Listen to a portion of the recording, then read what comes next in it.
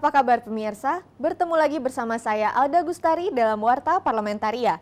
Kami sudah menyiapkan beragam informasi seputar kinerja dan kegiatan anggota DPR RI. Inilah Warta Parlamentaria selengkapnya.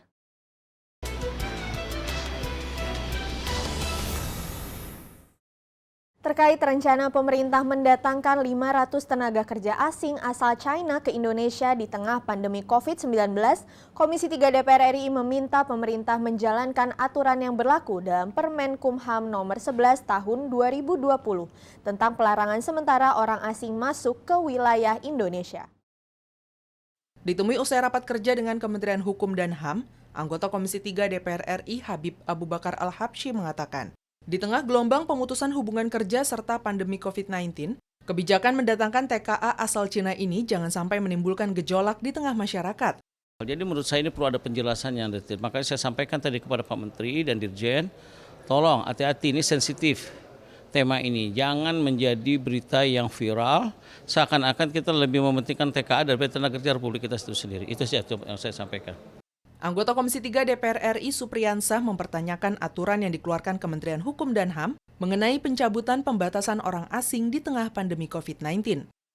Supriyansah meminta pihak imigrasi yang ada di wilayah masuknya tenaga kerja asing untuk menjalankan fungsi dan tugasnya dengan baik dan penerapan protokol kesehatan yang berlaku. Kalau dengan alasan bahwa ini untuk dalam rangka pembangunan smelter karena pabrik-pabrik dibeli di sana, kemudian orang Indonesia tidak bisa memasangnya, kita bisa pahami itu. Tapi dengan jumlah yang begitu besar, saya hanya mengkhawatirkan jangan sampai pandemi yang kita bayangkan ini, yang mengerikan ini, itu semakin menjadi-jadi di Republik ini. Kita tidak kasihan melihat itu masyarakat terbungkus dengan plastik lalu dibawa. Mario dan Tegar, TVR Parlemen melaporkan. Pergantian jajaran Dewan Komisaris dan Direksi di sejumlah badan usaha milik negara telah dilakukan Menteri BUMN dalam beberapa pekan terakhir. DPR menilai langkah tersebut sudah sesuai dengan undang-undang dan peraturan menteri. Ditemui usai rapat kerja dengan Menteri Badan Usaha Milik Negara, Erick Thohir di Gedung Nusantara 1 DPR RI Jakarta. Anggota Komisi 6 DPR RI, Herman Hairon menilai kebijakan tersebut merupakan domain dari Menteri Badan Usaha Milik Negara. Akan tetapi dirinya meminta pergantian di jajaran badan usaha milik negara tersebut sebaiknya yang dapat diterima oleh semua pihak. Karena yang saya tahu memang pada waktu diangkat menjadi direksi itu juga ada fakta integritas. Yang salah satunya adalah ketika kemudian pemilik saham mayoritas atau pemilik saham Dewi Warna ini yang diwakili oleh Menteri BUMN kemudian menginginkan pergantian, tentu itu akan menjadi hak mutlaknya Menteri. Anggota Komisi 6 DPR RI Andre Rosiade mengatakan, perombakan jajaran pimpinan di beberapa badan usaha milik negara sudah sesuai dengan Undang-Undang Nomor 19 Tahun 2003 tentang BUMN. Hal itu merupakan hak Menteri BUMN. Menurut Andre, siapapun yang menjabat yang terpenting harus mempunyai kapasitas, kapabilitas, dan kinerja yang baik.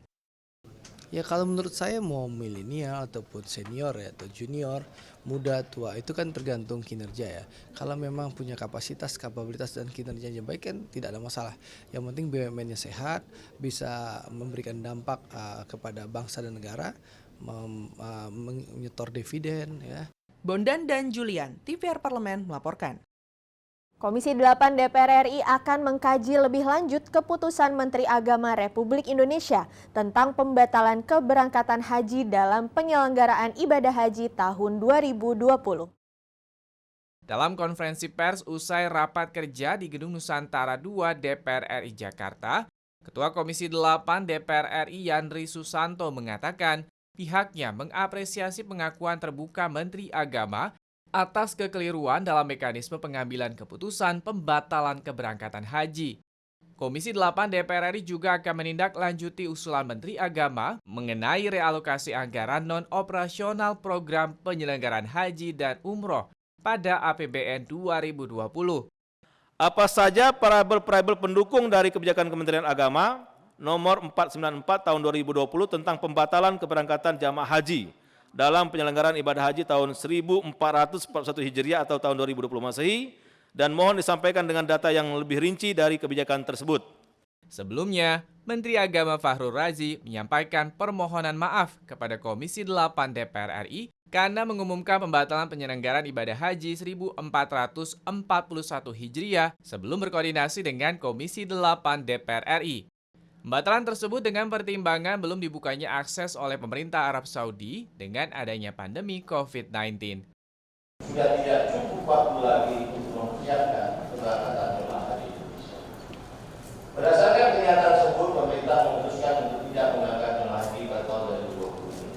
Keputusan ini telah saya sampaikan melalui keputusan Menteri Kabar Indonesia nomor 494 tentang pembatalan keberangkatan jemaah haji pada penyelenggaraan ibadah haji 1441 Hijriah 2020 Masehi. Heriadi, TVR Parlemen, melaporkan. Jangan kemana-mana pemirsa karena kami masih memiliki banyak informasi lain dalam Warta Parlamentaria. Di antaranya datang dari Komisi 6 DPR RI yang meminta BUMN tidak melakukan PHK. Setelah jeda berikut.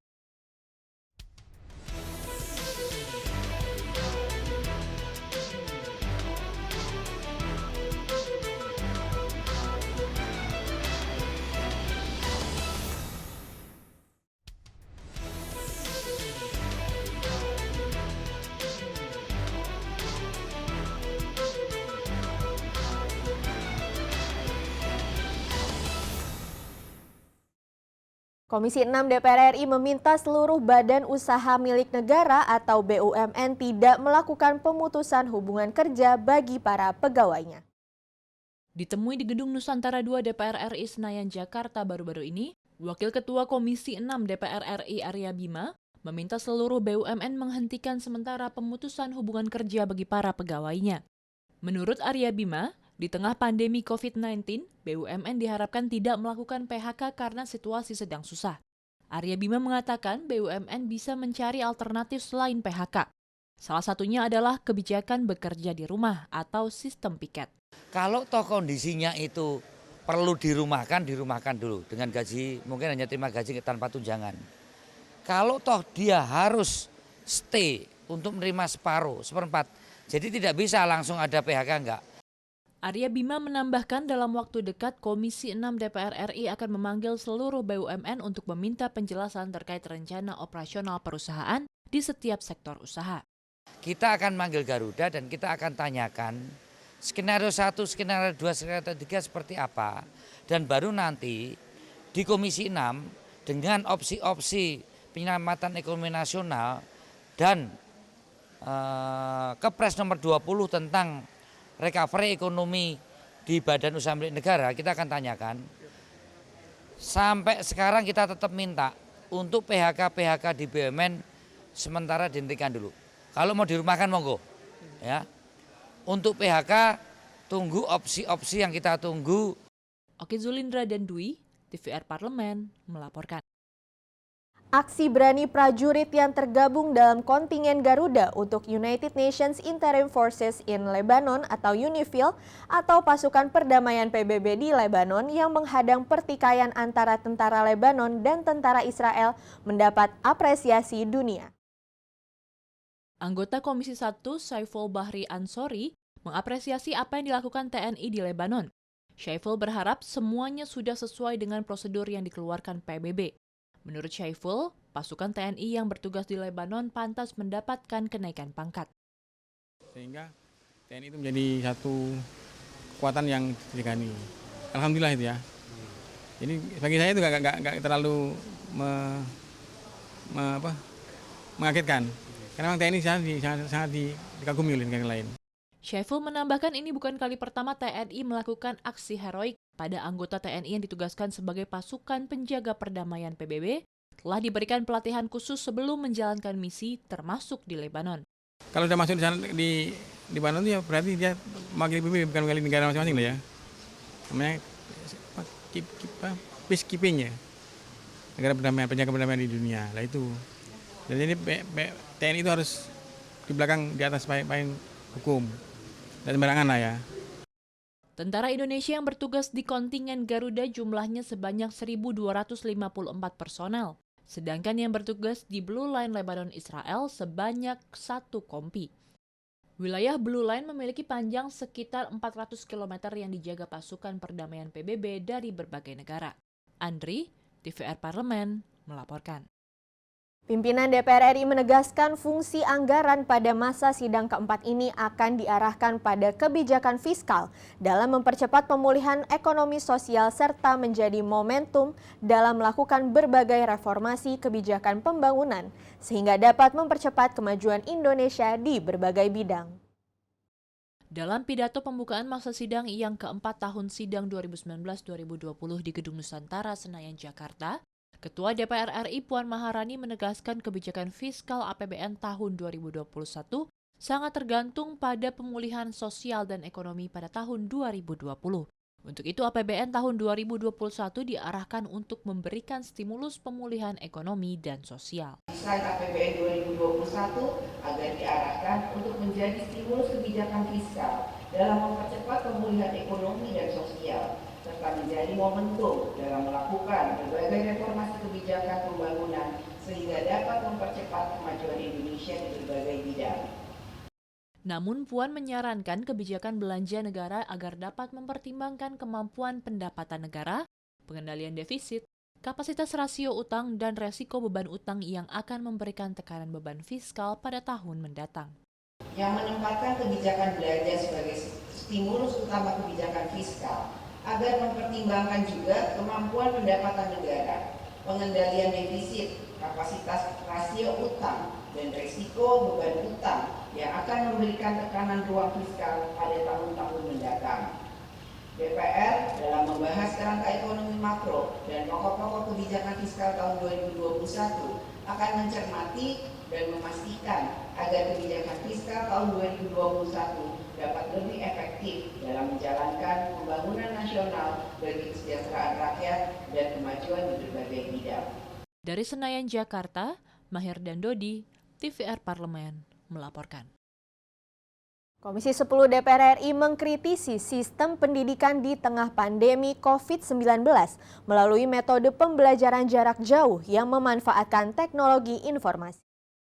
Anggota Komisi 10 DPR RI Ledia Hanifah Amaliah mengatakan, wacana pembukaan sekolah di zona hijau harus mendapatkan kajian dan antisipasi pencegahan wabah COVID-19 dengan memastikan sarana sanitasi kesehatan dan kebersihan yang memadai, serta adanya proses pemetaan terhadap warga satuan pendidikan yang rentan terjangkit virus. Hanya 6% di Indonesia kota kabupaten yang zona hijau, sehingga tentu kita tidak boleh memaksakan. Yang tadinya sudah mulai orange, ada yang sudah balik lagi ke merah, jadi nggak boleh nekat.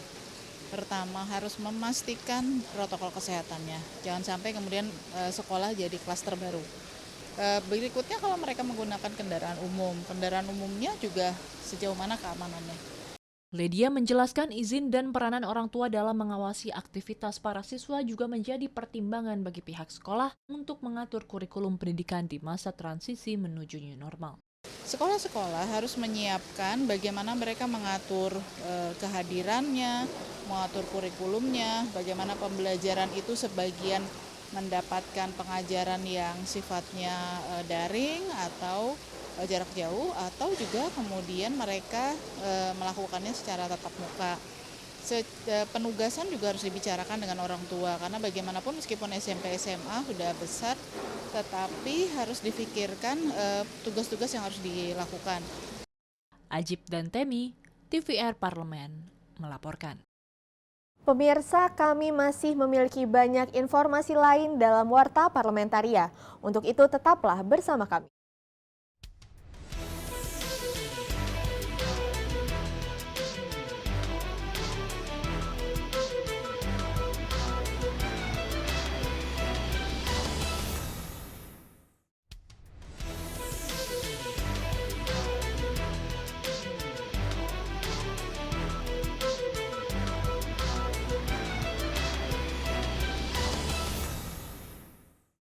Komisi 2 DPR RI mengakui adanya penambahan anggaran bagi Pilkada Serentak 2020. Salah satu pos signifikan yang mendapat tambahan biaya ialah pengadaan alat pelindung diri bagi petugas tempat pemungutan suara atau TPS. Ketua Komisi 2 DPR RI Ahmad Doli Kurnia Tanjung menjelaskan pada tanggal 15 Juni lalu, Kementerian Keuangan telah mengucurkan dana sebesar 1,02 triliun sebagai dana tambahan untuk pelaksanaan Pilkada 2020. KPU sebelumnya telah mengajukan tambahan 4,77 triliun, sedangkan Bawaslu mengajukan 478 miliar untuk penyelenggaraan Pilkada pada Desember mendatang. Tanggal 11 Juni kemarin, akhirnya Menteri Keuangan menyetujui anggaran tambahan untuk Pilkada yang tahap pertama hari ini sudah ditransfer ya 1,02 triliun untuk persiapan APD untuk penyelenggara, kemudian nanti alat kesehatan untuk pemilih dan seterusnya. Namun demikian, Ahmad Doli mengatakan Kementerian Dalam Negeri telah berkoordinasi dengan kepala daerah dari 270 wilayah di Indonesia untuk mencatat wilayah yang secara mandiri dapat menyelenggarakan pilkada tanpa biaya tambahan dari APBN. Nah, bagi daerah-daerah yang sanggup membiayai secara mandiri itu tentu tidak perlu lagi di-backup oleh APBN. Menteri Dalam Negeri, kemudian KPU RI, bersama Bawaslu RI, DKP RI, dan Menteri Keuangan, bersama juga gugus tugas, akan melakukan rekonsiliasi data dan kebutuhan real. Alda dan Ade, TVR Parlemen, melaporkan. Wakil Ketua DPR RI Aziz Syamsuddin mengapresiasi langkah Presiden Joko Widodo dalam menangani COVID-19 dan pemberlakuan new normal. Aziz Syamsuddin mengatakan langkah Presiden dalam penanganan COVID-19 dan penerapan new normal terlihat dari adanya pertemuan antara Presiden dengan aparat penegak hukum dan kepala daerah untuk memberikan arahan agar penyaluran bantuan untuk masyarakat dan APD sesuai aturan dan mekanisme serta tepat sasaran. Aziz Syamsuddin berharap pelaksanaan new normal dapat terrealisasi dengan baik dan kembali membangkitkan perekonomian. Sampai ratusan triliun, itu juga tidak menyelesaikan masalah. Sekarang bagaimana kita disiplin, menggunakan masker, kemudian juga pelan-pelan sektor ekonomi harus mulai digalakkan dengan melakukan penguatan UMKM kita. Wakil Ketua DPR RI Aziz Syamsuddin meminta gugus tugas COVID-19 dapat bekerja lebih maksimal dalam melakukan koordinasi dan komunikasi dalam penyaluran bantuan APD kepada rumah sakit di seluruh Indonesia. Selain itu, Aziz juga mengajak masyarakat untuk mematuhi protokol kesehatan dengan selalu mencuci tangan, memakai masker, dan menjaga jarak agar pertumbuhan ekonomi Indonesia membaik dan berjalan sesuai harapan. Juga dalam sisi kesehatan, bagaimana pengadaan APD, baju asmat, dan lain sebagainya. Ini pengadaannya bisa terkontrol sesuai mekanisme dalam proses baik dalam hal pengadaan, kemudian distribusi, dan lain sebagainya. Begitu juga dalam sisi bansos. Rohim, TVR Parlemen melaporkan. Demikianlah beragam informasi seputar aktivitas DPR RI yang sudah kami susun dalam Warta Parlamentaria. Saya Alda Gustari beserta kerabat kerja yang bertugas undur diri. Terima kasih atas perhatian Anda dan sampai jumpa.